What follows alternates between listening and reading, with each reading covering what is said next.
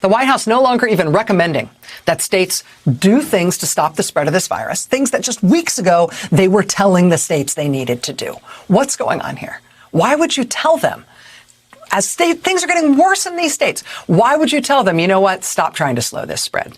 We told you masks before, don't worry about it. Don't do masks. We told you to close bars, don't worry about it. All these things are emerging at once in the news. Well, here is what's going on here. It's actually good news that the virus spreads widely, because that means that we have a better chance of developing population immunity. It would go away without the vaccine, George, but it's going to go away a lot faster with it. Would go away without the vaccine? Sure, over a period of time. Sure, with time it goes and many away. deaths. And you'll develop herd, like a herd mentality. It's going to be herd developed, and that's going to happen. That will all happen. We like the fact that there's a lot of cases. That's exactly how we're going to get herd immunity, population immunity. Well, once you get to a certain number, we use the word herd, right? Once you get to a certain number, it's going to go away. It would go away without the vaccine? Sure, over a period of time. Sure, with time it goes and many away. deaths. And you'll develop herd, like a herd mentality. This is very, very, very bad. But let's just talk about this for a second. Let's just do the math on this for a second. I mean, the president saying in this ABC town hall last night, herd mentality, it goes away without a vaccine. What he's trying to say, I mean, it's hilarious in its own level that he's saying herd mentality when he means herd immunity. But what he is setting that aside, what he is trying to say is herd immunity. Now, the president used to reference the idea of herd immunity publicly. He used to say he was against it, that it was a terrible idea. It would kill way too many Americans. But now he's got this new advisor, not an expert, not somebody who is steeped in the science here, according to his own colleagues.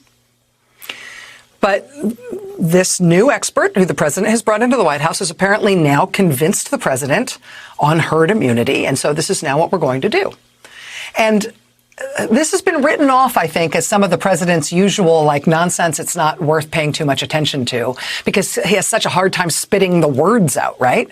But don't just watch what he says, watch what he's doing. And we can now pair these almost laughable, he can't remember the right words, can't spit it out words from him with what he's actually doing. And when it's not just what he's saying, it's what he's doing, we have to recognize this as a huge deal. Because what the president is letting us know is that what's going to happen in our country, with or without a vaccine, to his mind, the way it's going to go away is that we will aim for herd immunity. Why would you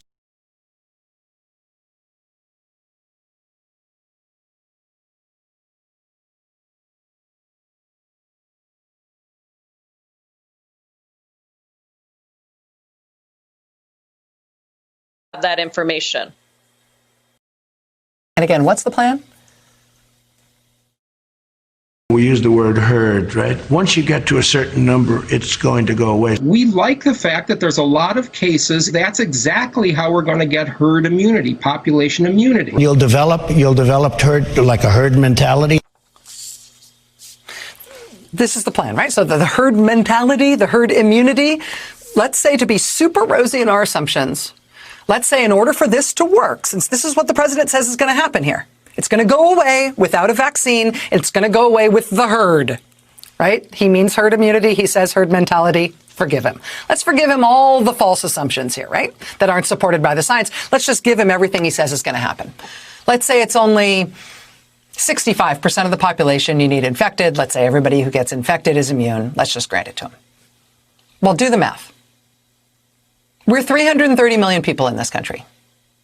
Under this plan, they'd need 65% of 330 million people to be infected. They'd need 215 million Americans to be infected. That's what they would aim for herd immunity. Well, right now, we've got roughly 6.6 million people infected in this country and roughly 200,000 Americans dead, which means our fatality rate cumulatively in this country is just under 3%. It's 2.97%. Of all people who've been diagnosed with COVID-19 in this country have died with it. If that fatality rate stays the same and we go for herd mentality, I mean herd immunity, if 2.97% of all the Americans who get infected die from this thing, which is what we've had so far, then what he's aiming for is 215 million Americans dead.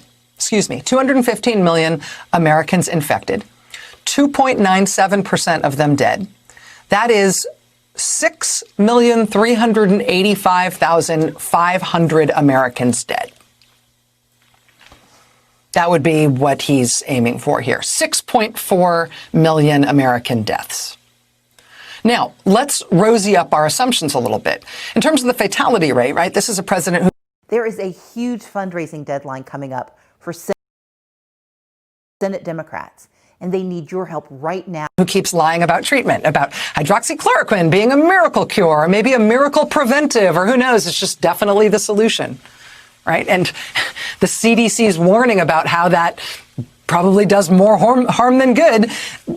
That Michael Caputo, who the Trump administration put in charge of the CDC, delayed the release of that report by weeks, while presumably bad doctors around the country who watch Fox News actually put their freaking patients on that stuff, right? This is a president and an administration and a conservative media universe that has lied all the time from the very beginning about whether there's a treatment for COVID or even a cure for COVID. No, hydroxychloroquine isn't it. Convalescent plasma, even when they forced through the approval of that so they'd have something to brag about at the Republican convention. No, the science isn't there on that either. There is no cure. There is no treatment. But let's be rosy about it. Again, let's give them the benefit of the doubt. Right now, I said the United States overall cumulative death rate is nearly 3% of all people who've tested positive in this country have been killed by this disease. If that holds for this next stage of the Trump plan, that would mean that the Trump White House is planning to kill off more than 6.3 million of us. But again, let's be rosy. Let's say the therapeutics do come around, like they keep saying on Fox News and like the president says at the Republican convention. Let's say the U.S. death toll drops cumulatively to not 3%, but let's say drops to 2%. Or, you know what, let's be wildly optimistic. Let's say the U.S. cumulative death toll from people infected with COVID drops all the way to 1%.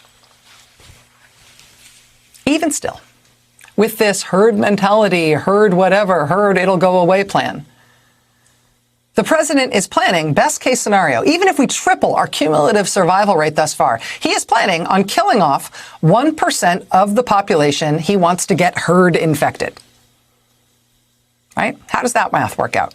He's planning on killing off 1% of 215 million Americans who he wants to get infected, which means the White House plan, with all of the rosiest assumptions you can factor into it, is to kill off 2.15 million Americans, which is considerably more than 10 times the number of us who've died already. 2.15 million dead. That's the best case scenario. That's if everything goes great. That's the plan. The 1918 flu killed 675,000 Americans.